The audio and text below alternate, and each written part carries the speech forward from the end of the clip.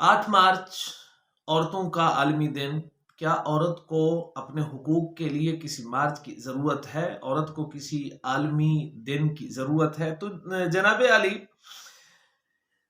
عالمی کتاب قرآن جس کے حقوق کا تحفظ کرے اور عالمی پیمبر حضرت محمد کریم صلی اللہ علیہ وسلم جس کے حقوق کو بیان کریں، اسے نہ کسی مارچ کی ضرورت ہے، نہ اس کے لیے کسی دن کی ضرورت ہے۔ ہاں، مغربی عورت کو کسی حد تک ضرورت تھی کہ وہ دبی ہوئی تھی، اس کے حقوق نہیں تھے۔ اس وقت عورت ایک عیب سمجھی جاتی تھی۔ عورت کے بارے میں تو قدیم عیسائیت کا یہ تصور تھا کہ وہ بغیر روح کے ایک جسم ہے۔ مذہبی عبادات میں عورت کی شرکت کو ممنوع کہا جاتا تھا۔ عورت کلیسے اور کنیسے میں نہیں جا سکتی تھی، مذہبی کتابوں کو نہیں پڑھ سکتی تھی، اور بھی عورت کے لیے جائیداد کا حق نہیں تھا، عورت کے لیے مہر کا حق نہیں تھا، عورت کے لیے اخراجات کا حق نہیں تھا، اس پر ظلم ہی ظلم تھا۔ چنانچہ اس کی جو ابتدا ہوئی وہ میکسیکو سے ہوئی 1975 کے اندر، پھر 1977 کے اندر اقوام متحدہ نے منظوری دی، اور 1979 میں حقوق نسواں کا عالمی جو معاہدے کا مسودہ ہے وہ تیار کیا گیا۔ تو جناب علی، اسلام تو عورت کے بارے میں کھلے الفاظ میں کہتا ہے وَلَهُنَّ مِثْلُ الَّذِي عَلَيْهِنَّ بِالْمَعْرُوفِ، جیسے مردوں کے عورتوں پر حقوق ہیں اسی طرح عورتوں کے بھی مردوں پر حقوق ہیں۔ رسول رحمت صلی اللہ علیہ وسلم نے عورتوں کے بہت سے حقوق آپ نے بیان فرمائے۔ اسلام نے ہر حق اور تحفظ جو ضروری تھا اس کا عورت کے حق میں ثبوت دیا، اور بلکہ اسے نافذ کیا۔ آزادی رائے کا حق دیا گیا عورت کو۔ عورت امیر المومنین کو بھی روک کر کہہ سکتی ہے کہ آپ نے یہ بات کس بنیاد پر کی۔ چنانچہ حضرت خولہ بنت حکیم کا سیدنا فاروق اعظم سے سرعام سوال کرنا شاہد ہے۔ حضرت بریرہ جو حضرت اما عائشہ رضی اللہ تعالی عنہ کی آزاد کردہ باندی ہیں، اسلام یہ کہتا ہے جب کوئی باندی آزاد ہوگی، اس کا جو پہلے کا شوہر ہے تو آزادی کے وقت عورت کو حق ہے اس کے ساتھ رہنا چاہے یا اس سے علیحدگی اختیار کرے۔ حضرت عباس رضی اللہ تعالی عنہ نے جناب نبی پاک صلی اللہ علیہ وسلم کی خدمت میں عرض کیا، یا رسول اللہ علیہ وسلم، آپ بریرہ سے فرمائیے کہ مغیث سے رضی اللہ تعالی عنہ سے علیحدگی نہ اختیار کرے۔ چنانچہ رسول پاک صلی اللہ علیہ وسلم نے فرمایا تو حضرت بریرہ نے عرض کیا، اگر یہ حکم ہے تو بالکل یہ تسلیم ہے۔ رسول رحمت صلی اللہ علیہ وسلم نے فرمایا نہیں، یہ مشورہ ہے۔ عرض کیا پھر میں نے مغیث کے ساتھ نہیں رہنا ہے۔ تو یہ حق ہے عورت کو اجتماعی معاملات میں بھی مشورے کا ایک مقام دیا گیا۔ سیدہ ام سلمہ رضی اللہ تعالی عنہ جو کہ ام المومنین ہے، صلح حدیبیہ کے موقع پر ان کا جو مشورہ ہے وہ ایسا اعلیٰ رہا کہ تاریخ نے سنہری الفاظ میں اسے لکھا۔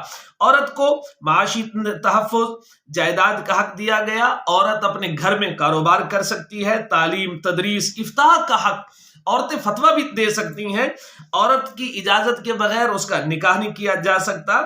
اس کو حق مہر کا حق دیا ہے اسلام نے کہ اس کا مہر ضبط نہیں کیا جا سکتا، حتیٰ کہ جس عورت کو طلاق دیں گے اس کا بھی نفقہ کے علاوہ متع کا حق اسلام نے رکھا ہے۔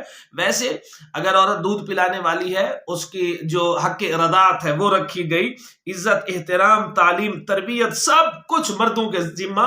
ایک صحابی نے عرض کیا حضرت سعد نے، یا رسول اللہ صلی اللہ علیہ وسلم، سب سے بڑا صدقہ؟ ارشاد فرمایا اگر تیری بیٹی کسی وجہ سے تیرے گھر آئے، اس پر جو تو خرچ کرے گا وہ سب سے اعلیٰ صدقہ ہوگا۔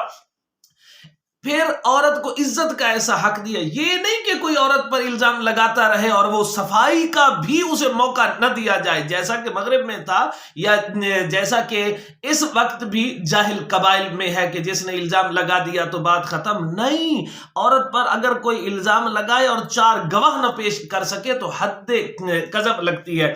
تو خیر، عورت کو کیا مانگنا چاہیے؟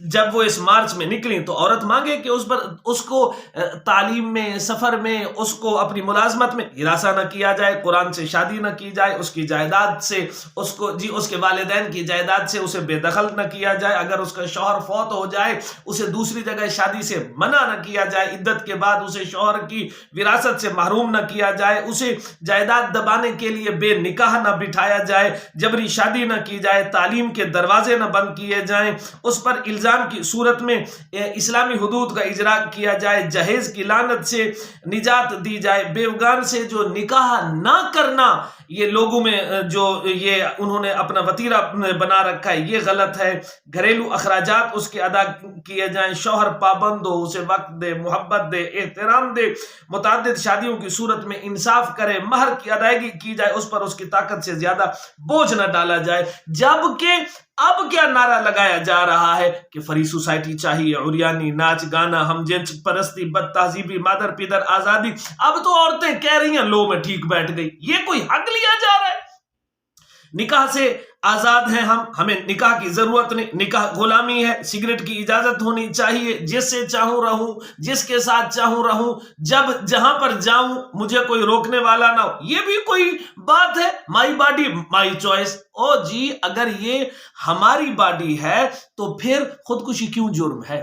اعضاء کا بیچنا کیوں جائز نہیں؟ اگر یہ میری باڈی ہے تو کیا کوئی آدمی پبلک مقامات پر برہنہ پھر سکتا ہے؟ نہیں پھر سکتا۔ کیا کوئی خود کو غلام بنا کے فروخت کر سکتا ہے؟ نہیں کر سکتا۔ تو معلوم ہوا یہ میرا جسم نہیں، جب یہ میرا جسم نہیں تو میری مرضی نہیں۔ اگر مغرب کی عورت ایسا کرتی جیسا کہ اس نے مجبوری میں کیا، اگرچہ وہ بھی چند یہ فوائد حاصل اس نے کیے، باقی بے حیائی کو ہی پھیلایا گیا، کیونکہ مغرب کی بوتل میں ہے ہی بے حیائی، ناچ گانا، موسیقی کے آلات، شراب، جوا، قتل و غارت، ہم جنس پرستی، عصبیت، خدائی قانون سے بغاوت ہے۔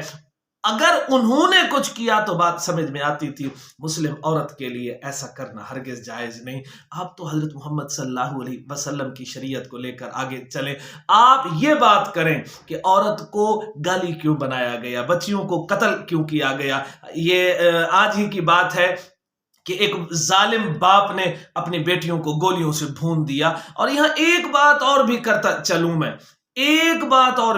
چلوں، آپ یہ بات اٹھائیں کہ عورت کی مخالفت نہ کرے، عورت کی مخالفت نہ کرے، یہ بے پردہ ہو کر نکلنا، مردوں کے خلاف بات کرنا، اسلام کے خلاف بات کرنا، قرآن کے خلاف بات کرنا، یہ جائز نہیں۔ حق تنقید تمہیں مگر اس شرط کے ساتھ کہ جائزہ لیتے رہو اپنے گریبانوں کا، حیا نہیں ہے زمانے کی آنکھ میں باقی، خدا کرے کہ جوانی تیری بے داغ رہے۔